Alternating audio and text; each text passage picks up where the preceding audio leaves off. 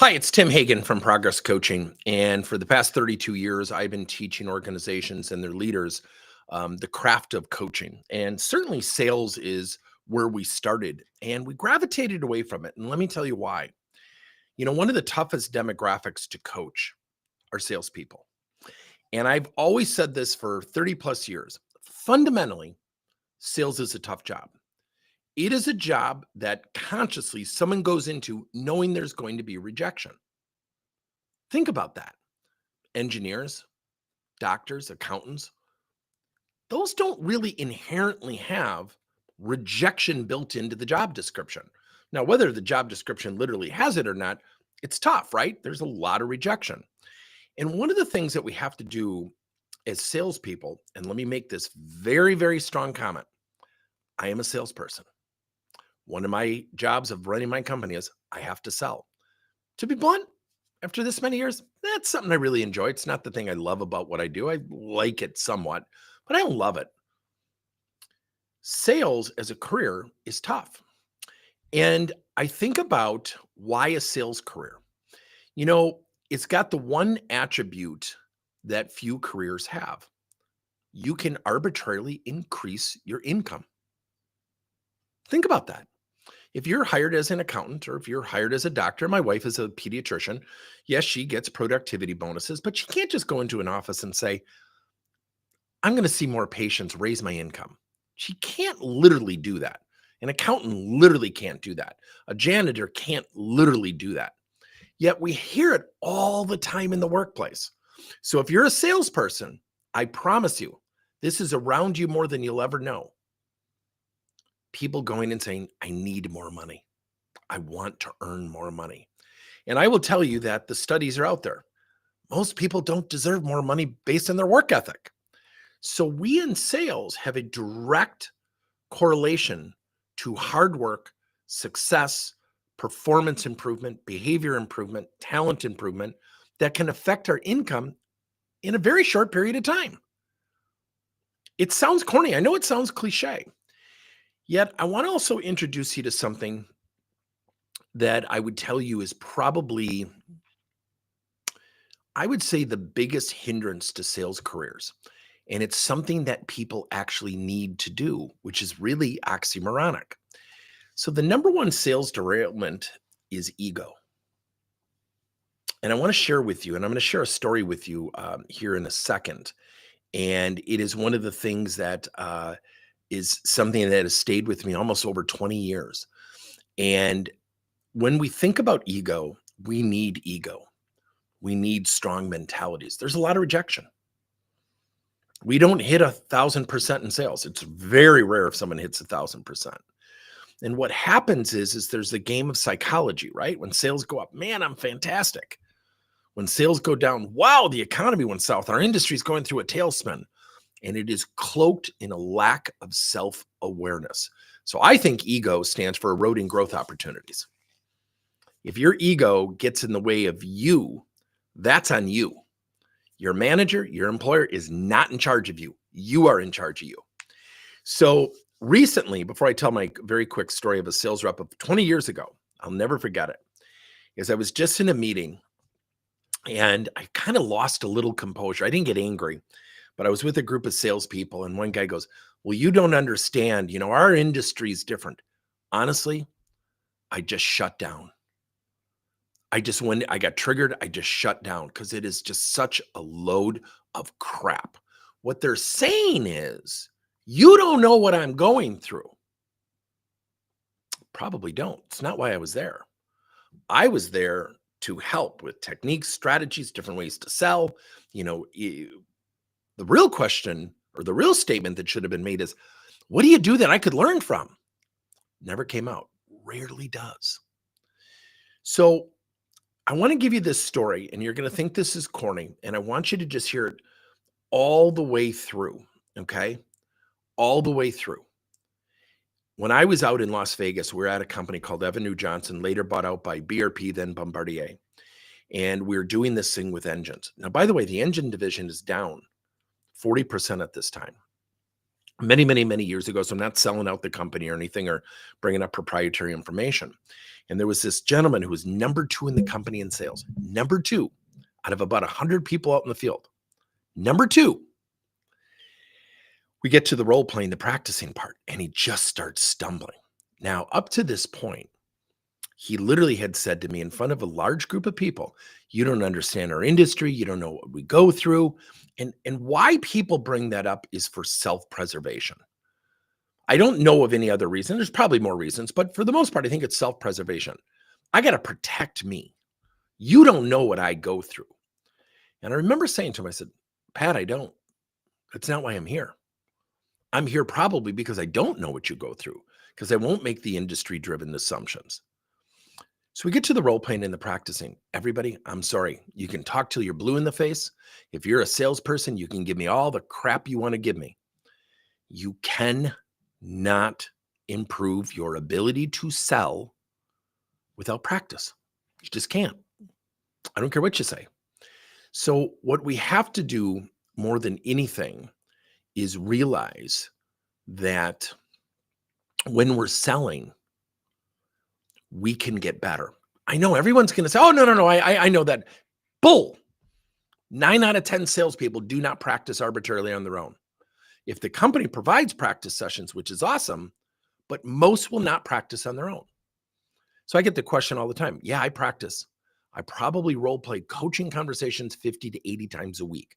Have been doing it for 20 to 30 years. I think I'm pretty good at it. I don't think I'm the best, but I'm pretty good at it. You put me on the spot, I'll role play with you right on the spot. I think the same requirements should be bestowed upon salespeople. How would you handle this competitor price objection? What do you do when you negotiate? Walk me through the steps you would literally take to leave a powerful voicemail that guarantees a callback. Sound different? So this Pat, number 2 in the company, and finally I said, when he couldn't role play, I bailed him out. Even though he was a jerk to me, and he was a jerk. He was an arrogant jerk. I said, "Look, false environment, take a breath, we'll come back. Don't worry about it." I bailed him out. So what I had to do is kind of restore a little bit of his ego that was damaged in front of his peers. Now, this exercise was actually crafted by the company, not me. I don't agree with role playing in front of a large group of people. And we were doing it at tables. And so I finally said, "Well, Pat, I know that you're very high up in the rankings of where you are in the company. Share with your group over here, what do you do to garner success?" So I'm giving him his ego back. I was shocked what came out of his mouth. He said, "Well, I've got the number 1 product in the market." And he stopped. And I said, "Well, how do you leverage that?" He said, "I go right into a dealer and I tell him, we just won all these awards." And they were at the time the E-Tech engine. "And if they don't buy them, I tell them I'm going to go right across the street and compete." And everyone's eyes are on me. And I'm looking at him and I said, "Oh, that's interesting." I said, "So what happens with Yamaha, Suzuki, and Mercury Marine?" Right on the spot. And he goes, "What do you mean?" And I said, "Well, we are winning a lot of awards with the E-Tech engine. That's awesome. The 2-stroke technology, the self-winterizing. I've got a lot of the features, even though I'm an outsider. What are they doing?" He goes, "Well, I don't know." I said, "So according to you, you go across the street and say, I'm going to compete with you across the street or over here." And he said, "Yeah." I said, "Okay. What do they do? What are you going to do when Mercury and Yamaha and Suzuki come up with a competitive product? Because please don't tell me you think their R&D centers are sitting idle and just saying, 'Nah, they win.'" And everybody looked back at him. He goes, "Well, I don't think you understand." I said, "Great, explain it." He couldn't explain it. He was number 2 in the company and he was threatening people. His manager sat there and goes, "I couldn't believe he said that." So here's the moral of the story. 6 months later, he left the company. It had nothing to do with the training, nothing to do with the event. Never really heard why he left. This is over 20 years ago. Guy by the name of Craig comes in, was an engine technician. People told him his whole life he'd be great at sales. The greatest thing about technicians is to fix your engine, they got to do one fundamental thing that most salespeople don't do very well. You got to ask really good open-ended questions consistently. He took over that guy's territory, quadrupled its sales. Number 2. So on paper, that guy looked like a great salesperson. He was not a great salesperson. What was in his way? This wonderful thing called ego. Look at me, I'm fantastic. He hid behind product value and then he weaponized it. Nobody knew. You know why? Because his own manager, great guy by the name of Jack, looked at me and said, I've made an assumption for years. I didn't have to worry about him because he was hitting his numbers. I said, interesting, isn't it? He goes, I can't believe he's doing that. I'm surprised we haven't had complaints. Well, I don't know if that's what led to him leaving. I don't know if he left on his own accord. But the funny thing about it is he literally never learned the lesson. And what you have to do is have a coaching framework for yourself. You got to have continuity in your practice. And if you've never read this book, I encourage all of you to read it as salespeople. Grit by Angela Duckworth. Love it. And I was just talking to a vice president, publicly traded company, one of our clients. He got done with the book. He goes, oh my gosh, I totally get why you love that book. And so grit is guts, resilience, intensity, tenacity. Guts. Do you have the guts to improve? Do you have the guts to try something different? Resilience. Can you bounce back? Can you bounce back? Most will say, oh yeah, I can. Bull. How do you bounce back? Don't give me your crap on how great you are. Tell me what you're learning. Tell me what you're practicing. Tell me what you're reading. Tell me what videos you're watching. Tell me what thought leaders you follow.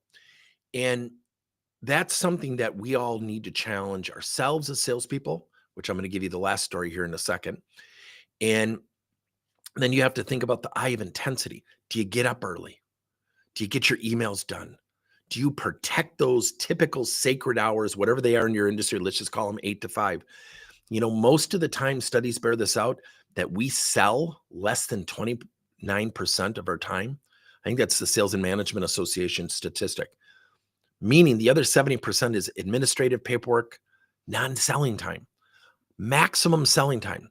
Get that number to 50 to 75%. Yeah, you might end up working outside the hours of 8 to 5. I always tell people, sales is tough, get tough. Sales is tough, get tough.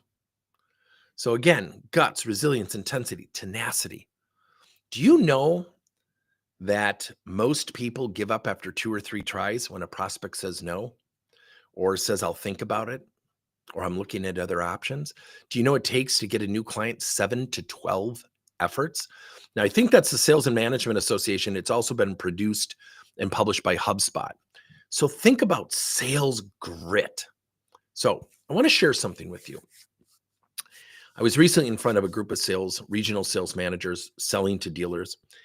And one guy said to me, he said, you don't understand what we go through. I get it all the time. It's why I hate sales training. I will not do sales training. I will not do sales training without sales coaching. I will not do it. If the leaders are not involved, I will not do it. I will turn the business down. You can give me $1 million for a workshop. I still won't do it because it doesn't work. So this guy said, you don't understand what we go through. And I said, what do you mean? And he said, it's tough. We've had supply chain issues, the pandemic, and it has been. My products are digital. I get it. I have not experienced what they've experienced. I said, no, look, I haven't experienced that. I said, well, let me ask you this. I said, when you say that, do you feel like you have sales grit? He goes, yeah. I said, what is sales grit to you? Couldn't explain it. So again, the ego's getting in the way. And I said, so do you know what grit stands for? He said, no. I said, well, you just told me you understood what sales grit is. I said, I looked at him and I said, I'm going to be tough because you've put me on the spot. Are you okay with this? And of course, the ego came up. Oh, yeah, bring it on. And I said, so what do I go through? You just said that I don't know what you go through. I've acknowledged that. So what do I go through? Well, I don't know. I said, okay. I said, do you think my field's easier? He goes, it's easier than mine. One guy in the room goes, wait a minute. You just said you didn't know what he went through. How can you answer that then? And he was right. I said, do you get a base salary? He said, yeah. I said, I don't. He goes, what do you mean you don't? I said, I'm an entrepreneur. I've been in 100% commission for 32 years. How about if we do this? I'm going to go to your boss. I'm going to double your commission, but no salary. And he looks at me and goes, well, I would never do that. I said, oh, you don't have the guts, do you? Now, some of you might be thinking, geez, Tim, you're the jerk now. Yeah, there's no doubt I was challenging him. And I said, would you do it? He goes, no. I said, oh, I don't have the guts, huh? You certainly don't know what I go through then. I'm a lot tougher and better at sales than you. And I'm going after his ego. And I said, I'll out role play you. I'll out practice you. You want to have a challenge right now? And he said, like what? I said, let's go through some objections. I'll even take the objections you get for your equipment. You want to role play in front of the group? We'll see who does better. We'll have everybody vote. He backed down. I said, look, I know I'm coming off very contentious. What I want you to think about is this thing called a sales career. You have this thing. It is your fiduciary. It is your moral responsibility to protect that career. Practice every single day. Plan. Maximize your selling hours. Be open to coaching and feedback.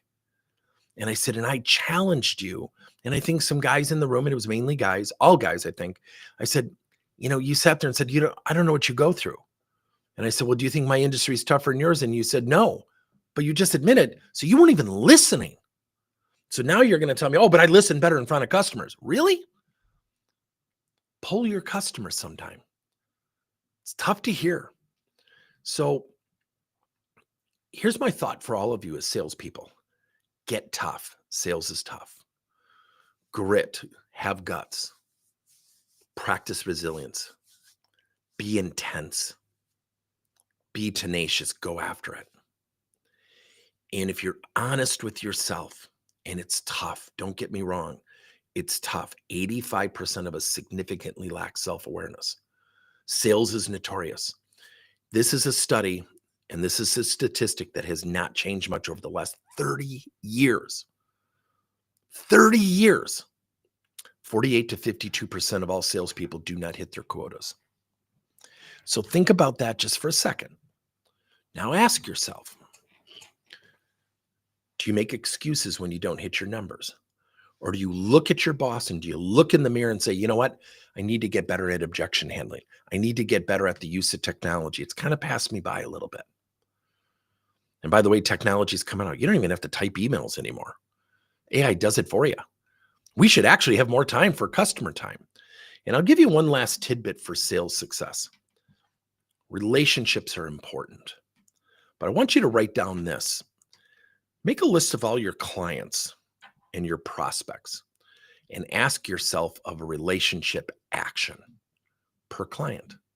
See, a lot of times relationships become, I feel good, we get along, we have rapport. Are you honestly under the understanding your competition can't have rapport with your clients? So actions build walls around our clients. Track the number of actions you take arbitrarily to invest in your client relationship outside of the client interaction. I'll give you an example. Recently, I was cleaning out our house, and my wife and I are looking to sell our house. And it was really interesting because, I'm a sports memorabilia junkie. And I'm like, I'm up there in years. My son Liam doesn't want our stuff. And I'm like, you know what? I'm going to start selling it.